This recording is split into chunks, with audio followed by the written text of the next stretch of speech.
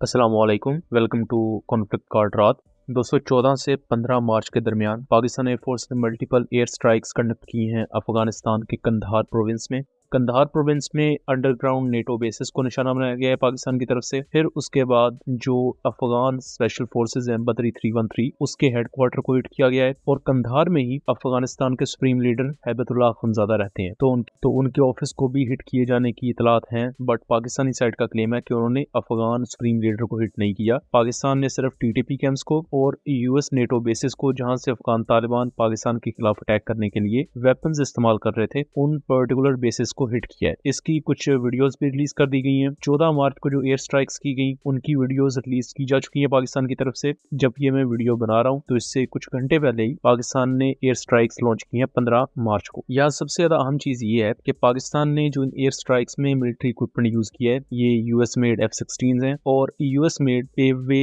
Laser guided bombs हैं, जिनसे इन तमाम टारगेट्स को डिस्ट्रॉय किया गया है। लेकिन यहाँ क्वेश्चन ये है कि जब पाकिस्तान एयरफोर्स के पास अपने मुल्की साख्ता अलबत्तार बॉम्ब्स मौजूद हैं, अजब सीरीज के वेपन सिस्टम्स मौजूद हैं, फिर तकबीर रेंज एक्सटेंशन किट मौजूद है, तो तब यूएस मेड बॉम्ब्स को क्यों यूज किया जा रहा है? क्या ऐसी वजह है कि आप अपने मुल्की साख्ता हथियारों को इस्तेमाल नहीं कर रहे? इस मिस्ट्री को समझने की कोशिश करेंगे।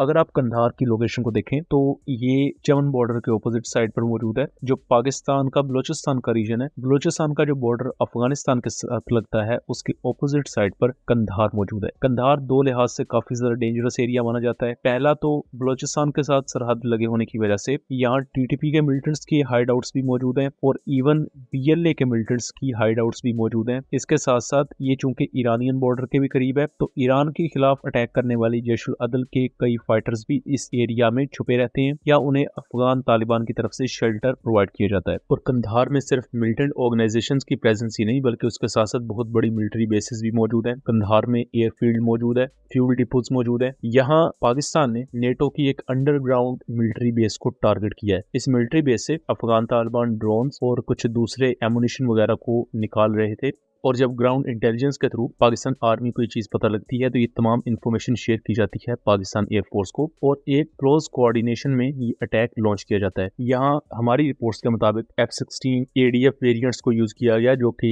MLU अपग्रेडेड नहीं है। पाकिस्तान के पास कुछ थोड़ी तादाद में अनअपग्रेडेड F-16 मौजूद है, बाकी तमाम F-16 ब्लॉक 50 स्टैंडर्ड पर अपग्रेडेड है। इस तरह के F-16 ADF variant basically air to ground role में अच्छे हैं। ये सिर्फ क्लोज कॉम्बैट लड़ सकते हैं, BBR मिसाइल फायर नहीं कर सकते, तो long range air to air war में इनका कोई खास रोल नहीं है। सो ये एक बहुत बड़ी वजह है कि पाकिस्तान ने इनको इस्तेमाल करते हुए ये एयर स्ट्राइक कंडक्ट की। यहाँ रिपोर्टेडली पाकिस्तान ने GBU-12 और GBU-10 जैसे लेजर गाइडेड बॉम्ब्स यूज किए। इसी पर आगे फर्दर कंफर्मेशन नहीं है कि GBU सीरीज या पेवे सीरीज इसे कहा जाता है, इसके बंकर बस्टर वेरिएंट को यूज किया पाकिस्तान ने या नॉर्मल लेजर गाइडेड बॉम्ब को। इवन दो कि जो नॉर्मल लेजर गाइडेड बॉम्ब है ये भी मीनिंगफुल हद तक as a bunker buster bomb use हो सकता है, बट इसके स्पेशलाइज्ड वेरिएंट मौजूद है जो कि 24 फीट तक या 10 फीट से ज्यादा की रीइंफोर्स्ड कंक्रीट को पेनिट्रेट कर सकते हैं। लेकिन अगर आप इस फुटेज को एनालाइज करें तो आपको पता चलेगा कि पाकिस्तान ने इस मिलिट्री बेस को बंकर बस्टर बॉम्ब की बजाय नॉर्मल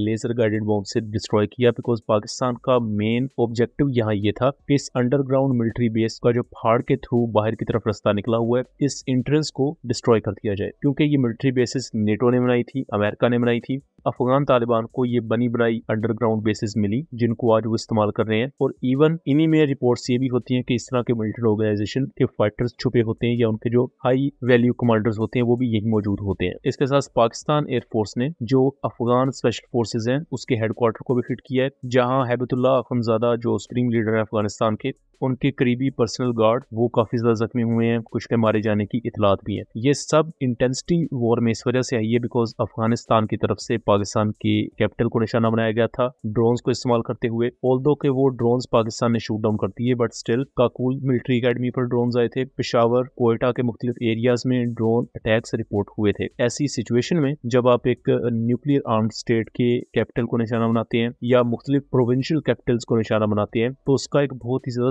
सख्त रिस्पॉन्स चाहता है। इस दौरान अफगान तालिबान ने ये नैरेटिव भी लॉन्च करने की कोशिश की ताकि लोगों से सिंपैथीज गेन की जाए कि देखें अगर ईरान के सुप्रीम लीडर को निशाना बनाया गया तो पाकिस्तान ने अफगानिस्तान के सुप्रीम लीडर को भी निशाना बनाया, जबकि पाकिस्तानी सोर्सेज की तरफ से कंफर्म कर दिया गया है कि अफगान सुप्रीम लीडर को पाकिस्तान की तरफ से एक्सक्लूसिवली निशाना बनाया ही नहीं गया, सिर्फ जो लेजिटिमेट मिलिट्री टारगेट्स थे उनको तबाह किया गया है। और उन तमाम मिलिट्री टारगेट्स में सबसे अहम चीज ये अंडरग्राउंड नेटो बेस थी जिसको तबाह किया गया। अब जहां तक बात है वेपन सिस्टम यूज किए जाने की, तो पाकिस्तान ने बेसिकली जो अपना पुराना स्टॉक पाइल है 2010 या उसी के अराउंड, पाकिस्तान ने ये पेवे सीरीज के GBU-12 और GBU-10 बॉम्ब्स खरीदे थे यूएस से। 700 के करीब GBU-12 थे। GBU-12 बेसिकली 500 पाउंड का लाइट लेजर गाइडेड बॉम्ब है, जबकि GBU-10 2000 पाउंड का लेजर गाइडेड बॉम्ब है जो कि हैवी कैटेगरी म्यूनिशन है। उसके मुकाबले में पाकिस्तान की कसवा industries then GIDS indigenous laser guided bombs तैयार करती है जिन्हें अलबत्तार कहा जाता है। इसके साथ साथ रेंज एक्सटेंशन किट बेस्ड